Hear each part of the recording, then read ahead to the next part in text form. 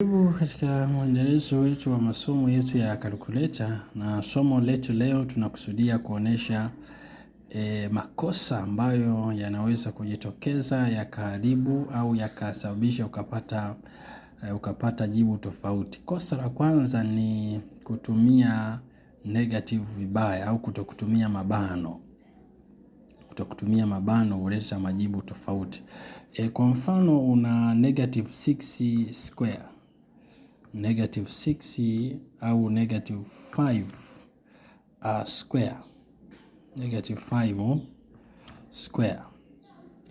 Kwa hiyo hapa una negative 5 square, kimsingi ulitakiwa kupata 25, lakini kwa sababu hujatumia mabano utapata tofauti. Unaona, kubonyeza sawasawa inakuletea negative 25. Kwa hiyo ni kutokutumia mabano, lakini kwa hii ukatumia mabano, ukaweka mabano hapo, alafu negative 5 mabano, ukaweka square yako sasa, ukibonyeza unapata jibu sahihi 25.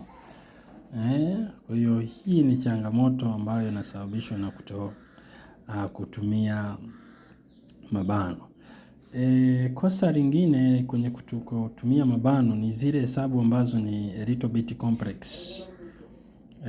complex. Kwa mfano una namba 7 exponent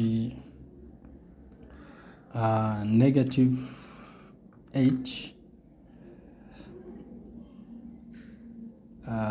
divided by maybe 10x divided by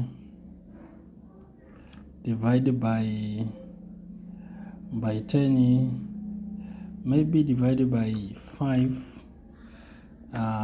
times exponent negative 8.